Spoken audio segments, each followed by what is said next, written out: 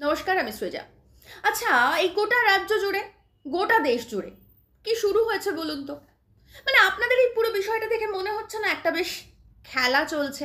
মানে রাত্র দিন একটা খেলা চলছে। প্রথমে রাজ্যের কথা বলি। যেমন ধরুন, শুভেন্দু অধিকারী, তিনি বলছেন তিনি হিন্দুদের নেতা, তিনি শুধুমাত্র হিন্দুদের প্রোটেক্ট করবেন, তিনি হিন্দুদের বিধায়ক। এমনকি কোনো মুসলিম বিধায়ক যদি বিধানসভায় প্রবেশ করে তাহলে তাকে চ্যাংদোলা করে বিধানসভা থেকে বের করে দেবেন। সেটা শুনে আবার হুমায়ুন কবির ভীষণ রেগে যাচ্ছেন। তিনি বলছেন আমার কাছে আগে জাতি, তারপর দল, শুভেন্দুকে দেখে নেব। কিন্তু এদের দুজনের মধ্যে একটা এক্সচেঞ্জ হয়েছে। এই শুভেন্দু একটা সময় তৃণমূলে থাকাকালীন ফেজ টুপি পরে ইফতার করতে যেতেন, আর এই হুমায়ুন কবির একটা সময় বিজেপি করতেন। কিন্তু এখন তার কাছে জাতি বড় হয়ে গেছে, দলের থেকে বড়। কিন্তু যখন বিজেপি করতেন তখন কিন্তু তার কাছে জাতি বড় ছিল না। তিনি ঠিক কি বলছেন এ বিষয়ে আসুন একবার শুনেন। আমার জাতিকে আক্রমণ করবে আমি বলবো না, আমার কাছে আগে দল না, আগে আমার জাতি। আপনি লিখে দেন, আমি ওসব পরোয়া করি না। আমার জাতিকে অ্যাটাক করবে আর আমি শুভেন্দুকে ছেড়ে দেবো? কোনো মতেই ছাড়বো না, প্রত্যাহার করতে হবে, নাহলে মুর্শিদাবাদে যেতে দিন, দেখাবো মুর্শিদাবাদে হুমায়ুন কবির স্পটে না থেকেও শুভেন্দু অধিকারীর কি অবস্থা করবে। শুনলেন হুমায়ুন কবিরের সেই বক্তব্য, যেটা বলছিলাম। উনি কিন্তু একটা সময় বিজেপিতে ছিলেন, তখন কিন্তু মনে হয়নি যে বিজেপি তারা আসলে সংখ্যালঘুদের নির্যাতন করে, সংখ্যালঘুদের অত্যাচার করে। যখন উনি নিজে বিজেপিতে ছিলেন তখন কিন্তু এগুলো মনে হয়নি। এখন যেহেতু তৃণমূল কংগ্রেসে শিফট করে গেছেন, তাই এখন ওনার মনে হচ্ছে যে ওনার কাছে জাতি আগে, ধর্ম আগে, পরে দল, পরে রাজনীতি। আর অন্যদিকে শুভেন্দু অধিকারী যখন ধরুন তৃণমূলে ছিলেন, যখন ফেজ টুপি পরে ইফতার করতে যেতেন, তখন 3 বাটি গরুর মাংস খেয়েছেন। শুধু খাননি, আবার সঙ্গে করে বাক্সবন্দি করে বাড়ির জন্য নিয়ে এসেছেন। সেটা বিরোধীরা কেউ বলছে না, সেটা বলছেন ওনারই পরিচিত লোকজন, ওনারই অনুগামীরা বলছেন। আর যদি এই কথাটা মিথ্যে হয় তাহলে শুভেন্দু অধিকারীর কি উচিত ছিল? এতদিনে একটা মানহানির মামলা করা তার বিরুদ্ধে, যে ওনার বিরুদ্ধে এরকম একটা দোষারোপ করা হচ্ছে, মিথ্যে কথা বলা হচ্ছে। কিন্তু শুভেন্দু অধিকারী একদম চুপ, উনি কিছু বলছেন না। তার মানে এটা ধরে নিতে হবে এটা সত্যি কথা।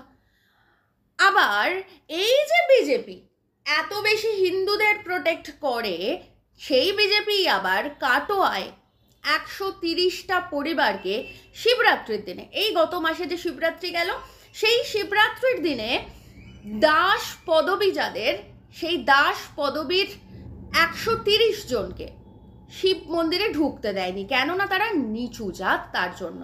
কিন্তু তারা হিন্দু।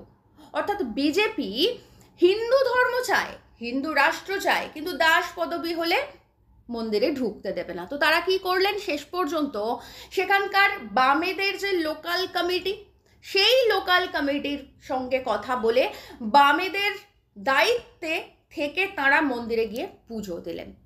শুধুমাত্র তো দাস পরিবারগুলো নয়, মানে শুধুমাত্র তো কাটুয়া নয়, আমরা যদি গোটা ভারতবর্ষের দিকে তাকাই তাহলে দেখতে পাবো সেখানে দলিতদের উপরে প্রতিদিন অত্যাচার হচ্ছে। কখনো দলিত ছেলে ভালো পড়াশোনায়, তার জন্য তার আঙুল কেটে নেওয়া হচ্ছে, কখনো 2টো হাত কেটে নেওয়া হচ্ছে, কখনো তামিলনাড়ুতে দেখতে পাচ্ছি যে দলিতরা মন্দিরে যাওয়ার জন্য তাদেরকে কুপিয়ে মারা হচ্ছে, কখনো কর্ণাটকায় দেখছি যে দলিত মন্দিরে প্রবেশ করেছে বলে গোটা মন্দির শুদ্ধ করার জন্য বিগ্রহটা পর্যন্ত জলে ভাসিয়ে দেওয়া হচ্ছে। এটা হচ্ছে গোটা ভারতবর্ষের ছবি। বিজেপি কিন্তু হিন্দু ধর্মকে প্রোটেক্ট করতে চায়, ঘোষিত এজেন্ডা বিজেপির, যে বিজেপি হিন্দু ধর্মকে প্রোটেক্ট করতে চায়। কিন্তু হিন্দু ধর্মের দলিতরা, হিন্দু ধর্মের তথাকথিত নিচু বর্ণের মানুষরা যে পরিমাণ কষ্টে রয়েছে এই বিজেপি বা আরএসএস এর রাজত্বে, ভারতবর্ষের স্বাধীনতার পর থেকে 67 বছর কখনো তা ছিল না। আমরা সংখ্যালঘুদের কথা ধরছি না, ছাড়লাম, কিন্তু বিজেপির তো ঘোষিত এজেন্ডা, তারা হিন্দুদের প্রোটেক্ট করে, তারা হিন্দু রাষ্ট্র চায়। এই হিন্দু রাষ্ট্র চায় তারা হিন্দুদেরকে প্রত্যেক দিন নির্যাতন করে, প্রত্যেক দিন উত্তরপ্রদেশে ছোট ছোট বাচ্চা মেয়েরা ধর্ষিতা হয়ে যাচ্ছে, আর ধর্ষকদের কোনো শাস্তি তো হচ্ছেই না। এটাও তো বিজেপির ঘোষিত এজেন্ডা, কারণ প্রতিটা রাজনৈতিক দলেই কম বেশি ধর্ষক থাকে, এটা আমরা দেখে মোটামুটিভাবে অভ্যস্ত হয়ে গেছি। কিন্তু ধর্ষণকে উদযাপন করে বিজেপি, আমরা দেখেছি কিভাবে এই ঘটনাগুলো একের পর এক ঘটেছে। আমরা দেখেছি কিভাবে বেলকেস বানুর ধর্ষকদেরকে মালা পরিয়ে স্বাগত জানানো হয়েছে। এরকম একের পর এক দেখেছি আমরা যে বিজেপি কিভাবে ধর্ষণকে উদযাপন করে। এই হচ্ছে গোটা ভারতবর্ষের এই মুহূর্তের ছবি। অথচ দোল উৎসব বা হোলি উৎসবকে কেন্দ্র করে সেখানে সাম্প্রদায়িকতার বিষ ছড়ানোর জন্য উত্তরপ্রদেশে মসজিদগুলো ঢেকে দেওয়া হয়েছে।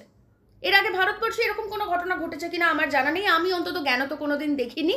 আপনারা যদি দেখে থাকেন প্লিজ জানাবেন যে দোল উৎসবকে বা হোলি উৎসবকে, যেটা আমরা চিরকাল ছোট থেকে জেনে এসেছি যে এটা একটা সম্প্রীতির উৎসব, সমস্ত জাতি ধর্ম বর্ণের মানুষ একে অপরের মুখে রং মাখান, আলিঙ্গন করেন, একে অপরকে কাছে টেনে নেন। এই তো হোলি বা দোলের মাহাত্ম্য আমাদের এই রাজ্যে বা গোটা ভারতবর্ষ জুড়ে। তো সেটাতে সাম্প্রদায়িকতার বিষ ছড়ানোর জন্য মসজিদগুলোকে ঢেকে দেওয়া হয়েছে। এবং তারপরেও আমরা দেখতে পেয়েছি অনেক জায়গায় যে সেখানে মসজিদের সামনে গিয়েই রং খেলা হচ্ছে। আবার এই ছবি যেমন আমরা দেখতে পেয়েছি, তেমন একইভাবে আমাদেরকে আশ্বস্ত করার জন্য বিপরীত ছবিও আমরা দেখতে পেয়েছি। আমাদের শাশ্বত ভারতের ছবিও দেখতে পেয়েছি। সেখানে মুসলিমরা নামাজ পড়তে যাচ্ছেন বলে হিন্দু সম্প্রদায়ের মানুষ তারা রং খেলা বন্ধ করেছেন, তাদের জন্য জায়গা ছেড়ে দিয়েছেন, সেই ছবি আমরা দেখেছি। বা মুসলিমদের উপরে ফুল ছিটিয়েছেন রঙের বদলে, সেই ছবিও আমরা দেখেছি, গোটা ভারতবর্ষের মানুষ দেখেছেন। এই ছবিগুলো কোথাও গিয়ে আমাদেরকে আশ্বস্ত করে। একই সঙ্গে আমাদেরকে বাঁকে বিহারীর মন্দিরের কথাও বলতে হবে। বাঁকে বিহারী মন্দির, সেখানে আজীবন মুসলিম দর্জিদের তৈরি করা যে কাপড়, যে জামা, সেটা ঈশ্বরের বা মূর্তির গায়ে পরানো হচ্ছে। এই ছিল ভারতবর্ষের সিস্টেম। এই ভারতবর্ষ, এই শাশ্বত ভারতবর্ষ দেখে আমরা বড় হয়েছি এই ভারতবর্ষে। সেখানে বিজেপি বলেছিল এবারে যে মুসলিম দর্জিদের দিয়ে তৈরি করানো কাপড়, ওই বাঁকে বিহারীর মন্দিরের মূর্তি যেটা রয়েছে বিগ্রহের গায়ে, ওই জামা কাপড় তোলা যাবে না। তো মন্দির কর্তৃপক্ষ স্পষ্টভাবে নাকচ করে দিয়েছেন এবং মুসলিম দর্জিদের তৈরি করা জামা কাপড়ই ওই বিগ্রহের গায়ে উঠেছে। এই সমস্ত ঘটনা শুনলে, এই সমস্ত ঘটনা দেখলে আমাদের একটু আশ্বস্ত হই আমরা। আমাদের মনে হয় যে হ্যাঁ, আমাদের চিরন্তন চেনা ভারতবর্ষ এখনো পর্যন্ত সম্পূর্ণভাবে পরিবর্তিত হয়ে যায়নি। এখনো পর্যন্ত অসংখ্য ভারতবর্ষের মানুষ রয়েছেন যারা আসলেই ভারতবর্ষের যে সাংস্কৃতিক যে দিকটা, আমাদের যে সংস্কৃতি, আমাদের যে রুচি, সেটার আসলেই ধারক বাহক। এই সমস্ত ছবি আমাদেরকে আশ্বস্ত করে। এসব তো গেল দোল, হোলি বা এই সমস্ত কথা, কিন্তু আসল প্রশ্নে আসি এবার। আসল প্রশ্ন হচ্ছে আমাদের এই রাজ্যে কি চলছে। শুরুতেই যেমন বললাম, একদিকে শুভেন্দু অধিকারী, অন্যদিকে হুমায়ুন কবির, এই দুজন মোটামুটিভাবে দায়িত্ব নিয়েছেন কিভাবে আসল যে প্রশ্ন, মানে মানুষের রুটি রুজির হকের প্রশ্ন, যে প্রশ্ন আমাদেরকে করতে হবে প্রতি মুহূর্তে। আমরা জানি এই মুহূর্তে গোটা ভারতবর্ষ জুড়ে অত্যন্ত সংকট চলছে। 80 কোটি পরিবারকে ফ্রিতে রেশন দিতে হচ্ছে, সাবসিডির উপরে দাঁড়িয়ে রয়েছে তাদের জীবন, তাদের জীবিকা নেই। এ রাজ্যে 13 বছর ধরে কোনো শিল্প নেই, শিল্পের নামে শুধু নাটক চলছে, শিল্পের নামে শুধুমাত্র কোটি কোটি টাকা খরচ করে শিল্প সম্মেলন হয়েছে। সেই প্রশ্ন তুলতে হবে, আমাদের তোলা উচিত, কিন্তু সেই প্রশ্নের উত্তর কোথায়? কারণ এই যে বিধানসভা, যে বিধানসভায় একটা সময় বুদ্ধবাবু থাকাকালীন আলোচনা হতো সিঙ্গুরের ওই মাটিতে শিল্প হবে না কৃষি হবে, সেই বিধানসভায় এখন ধর্মের আলোচনা হয়। সেই বিধানসভায় এখন মুখ্যমন্ত্রী বলেন তিনি হিন্দু ধর্মের সন্তান, তিনি ব্রাহ্মণ সন্তান। অন্যদিকে শুভেন্দু বলে যে বিধানসভায় মুসলিম বিধায়ক আসলে তাকে চ্যাংদোলা করে বার করে দেবেন। এই করে করে আসলে এটা তো খেলা।